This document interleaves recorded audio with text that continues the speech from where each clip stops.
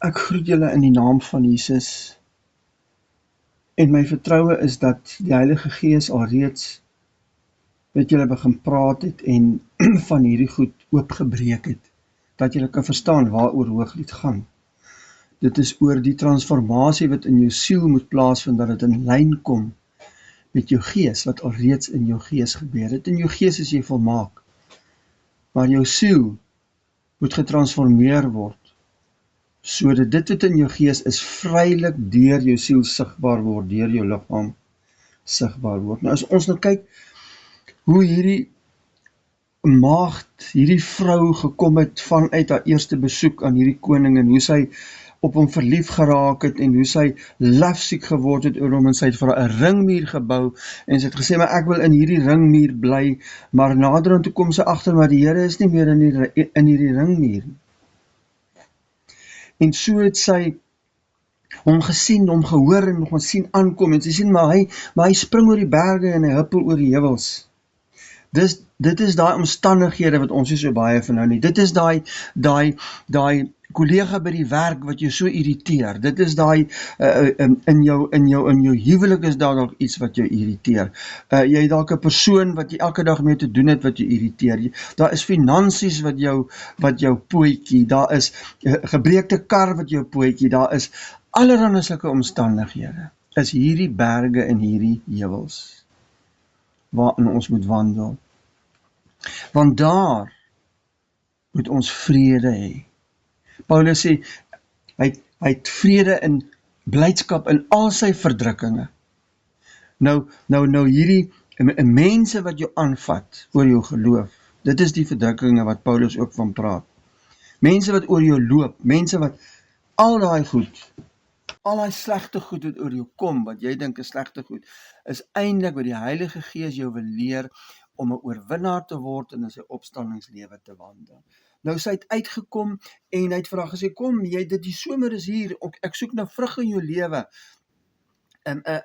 Sy het vertroue gekry in hom en alles en hy soek vrug in haar lewe. Nou as ons kyk na hoofstuk 2 vers 14, my duif in die rotsklowe, in die skuilplek by die kraans. Moses moes in die skeur van die rots ingaan om God se heerlikheid te aanskou. Net so bevind hierdie maagd haarself weggesteek in die wonde van haar verlosser. Sy is uit die sy van Christus gebore, daar het 'n geboorte plaasgevind, toe die sy van Jesus Christus deurboor was en na bloed en water uitgekom het. Die geboorte van sy bruid, bloed en water, soos Eva uit Adam, so is ons uit hom uitgebore, ons as die bruid. Sy bevind haarself in die wonde van haar beminde, dis alleen dan, wanneer ons sy heerlikheid kan aanskou. So sy begin sien, in die rots, in die kloof van die rots. Jesus is die rots en hy is vir ons geslaan. Sy begin haar ou lewe se dood te sien in Christus. Saam met Christus gesterf. Sy begin dit te sien. En nou roep die Here haar uit, hierdie rots uit, en hy sê, laat my u gedaante sien, laat my u stem hoor, want u stem is soet en u gedaante is lieflik. Daar vind 'n transformasie nou plaas. Hy wil haar nou sien, maar hy het haar mos al voorheen gesien. Hy wil haar stem hoor, maar hy weet hoe sy klink, sy weet hoe haar stem klink. Hy wil haar sien in haar nuwe opstandingslewe. Haar stem is soet, dit is so soet soos sy stem. Haar gedaante is lieflik, want sy reflekteer sy beeld. Hy wil hierdie nuwe skepsel sien wat besig is om gestalte te kry. Hy wil haar aanskou, want sy is lieflik. Hy sien die transformasie wat in haar lewe plaasvind. Hy sien homself in haar, sy reflekteer sy beeld. Daarom is sy vir hom lieflik. Hy wil haar in hierdie nuwe opstandingslewe sien, want sy beeld word nou sigbaar in haar. Sy word nou getransformeer na die nuwe skepping wat ons lees in 2 Korintiërs 5 vers 17.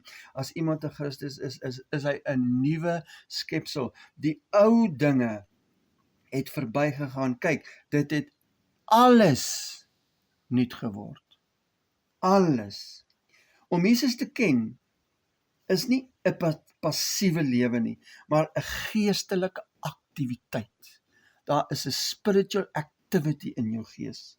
Jesus roep jou om aktief te wees in ons verhouding met hom. Hy soek 'n aktiewe belewenis, intimiteit tussen jou en hom. Nie passief nie, die Here het my 3 jaar terug gered en jy het niks meer verder ondervindinge en dealings met hom gehad nie. In jou handel en in jou wandel elke dag wil hy hê, jy moet met hom intimiteit hê, praat, gesels, voor hom sit, hom aanbid, voor hom buig. Dit is so noodsaaklik. Hoofstuk 2 vers 15 sê, vang julle vir ons die jakkalse, die klein jakkalse wat die wingerd verniel, want ons wingerde staan in die bloei. Die groot jakkalse vreet van die vrug van die wingerdstok wanneer daar alreeds baie vrug is. Dit vreet aan die druiwetrosse self, wat veroorsaak, maar dit veroorsaak nie so baie skade nie, terwyl die klein jakkalsies die sagte lote vreet wat uitspruit waar meer potensiële vrug verwag word. Dit bring soveel skade aan 'n wingerd, want dit verloor 'n baie groot gedeelte van die vrug. Hierdie klein lote wat uitkom, dit groei, dit vertak, dit word groot, dit word 'n groot tak met klomp verskillende takke en dit dra klomp verskillende vrugte. En as ons nie hierdie klein jakkalsies keer nie, dan kan hierdie nuwe opstandingslewe nie in vervulling kom nie 'n gestalte verkry nie. Ons moet nie toelaat dat die klein jakkalsies die vrug verniel nie. Die geestelike implikasie is dat die klein jakkalsies, die klein dingetjies wat jy doen, wat nie so belangrik lyk nie, soveel skade in jou lewe veroorsaak, dat die opstandingslewe nooit in jou lewe sigbaar word nie. Jou humeur, hoe jy met mense praat, hoe jy mense hanteer. Onthou, die vrug van die Heilige Gees moet oral in ons lewe sigbaar word. Nie net sekere plekke nie. Ons hele lewe moet oorgegee aan hom oorgegee wees en ons ou lewe, alles van die ou lewe, moet in die kruis agterbly.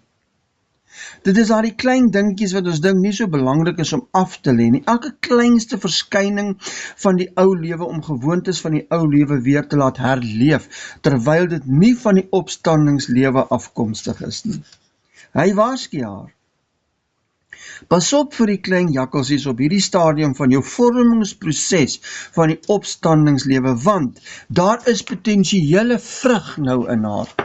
Want sy het gesien dat ou lewe is dood en sy begin nou in hierdie nuwe lewe te wandel en daar's potensiële vrug wat nou begin uitspruit en ons moet besop dat die klein jakkalsies nie daardie vrug, daai sagte loetjies afvreet nie.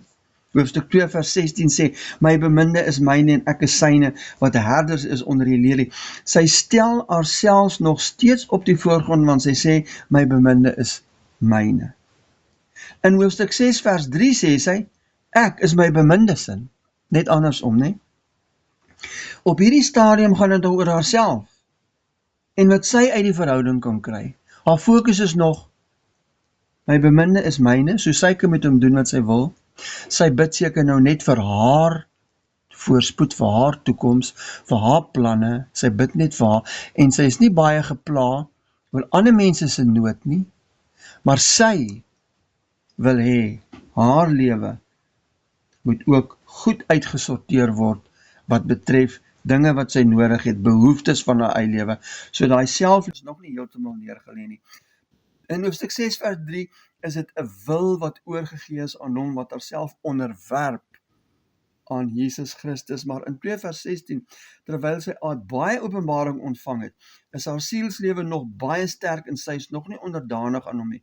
Dit gaan nog oor wat sy uit die verhouding kan kry, want op hierdie stadium sê sy nog, dat haar beminde aan haar behoort, my beminde is myne, so ek kan met hom maak dan wat ek wil. As iemand aan jou behoort, kan jy met hom met daardie persoon maak wat jy wil, maar as jy aan hom behoort, kan hy met jou maak wat hy wil. So sy is nog nie heeltemal oorgegee nie.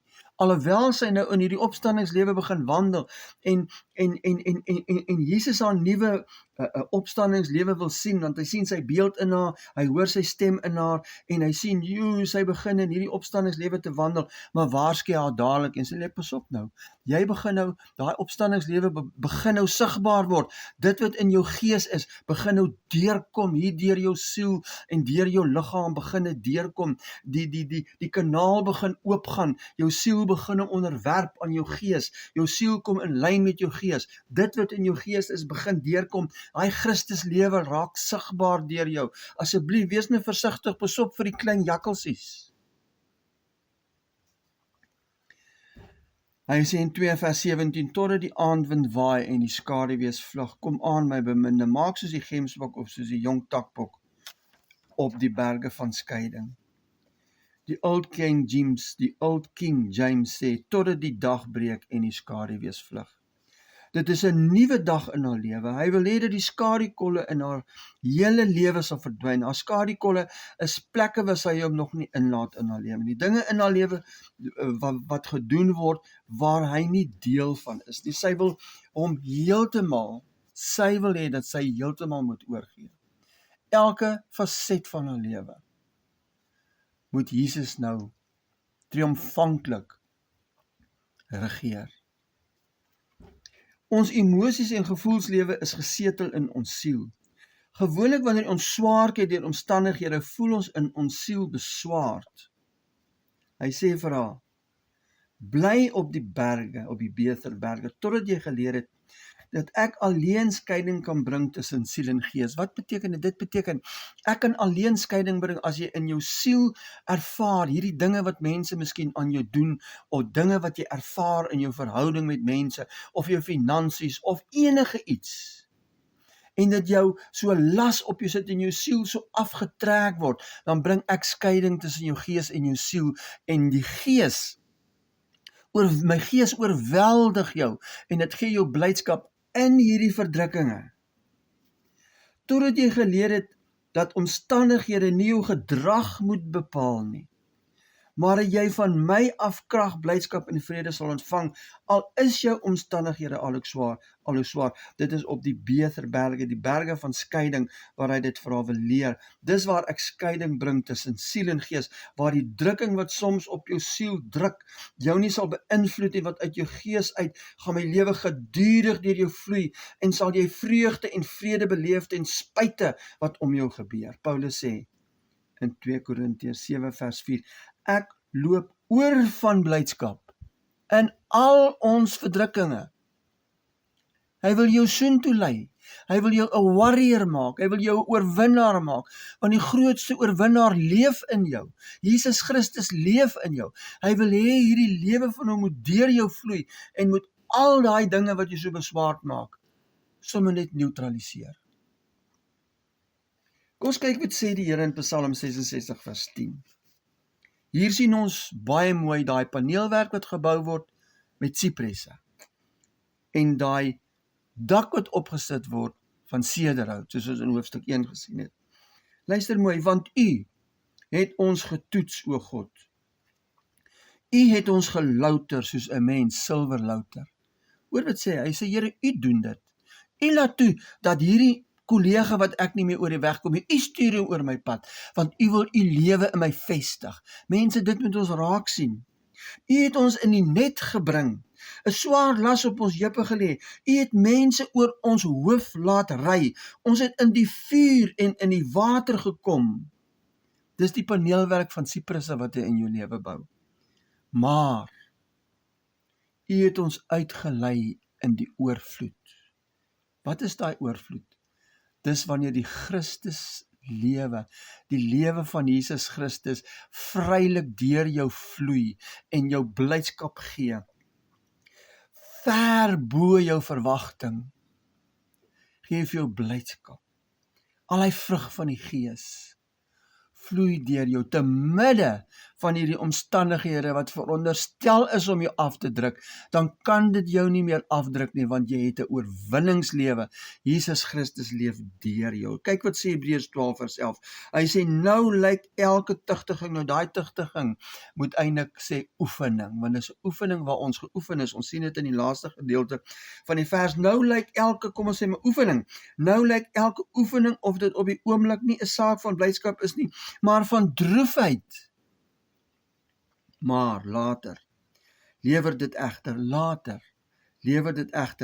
'n vredevolle vrug van geregtigheid vir die wat daardeur geoefen word. Wat is hierdie vrug van geregtigheid? Dit is Jesus se lewe wat deur jou gestalte verkry. Hy lei jou uit in oorvloed. Hy lei jou uit dat jy drink van hierdie water van hom. Jesus sê van my water drink, sal jy nooit weer dors kry nie. Dis waarna toe hy jou lei. Psalm 34 vers 20 sê, hy sê eintlik menigvuldig is die teëspoede van die regverdige, maar uit die almal red die Here hom. Daai teëspoed van die regverdige is wanneer jy jou in hierdie pers sit en jou druk. Dat alles nie wat nie van Christus is nie uitkom, sodat jy kan sien, Here, kyk hoe lyk my lewe nog, ek het gedink, ek is 'n oorwinnaar, maar kyk wat pop nou hier uit. Vat dit na Jesus toe. Vat dit kruis toe. Sit dit by die kruis neer. Dat hy daai paneelwerk van sipresse in jou lewe bou, sodat die opstandingslewe sigbaar kan word deur jou. Vader, hoe wonderlik is U nie. Hoe wonderlik is U nie. Ons kan in hierdie oggend U net aanbid. En sê, hou aan in ons lewe, al is dit swaar, en al is dit seer. Ons weet, dat U is in beheer. En ons weet, dat U is altyd in ons midde. U is altyd in ons. Christus se lewe is in ons. En U wil hê dit moet uitkom, sigbaar word. Help ons. Ons weet nie altyd hoe nie. Ons bid dit in Jesus naam. Amen.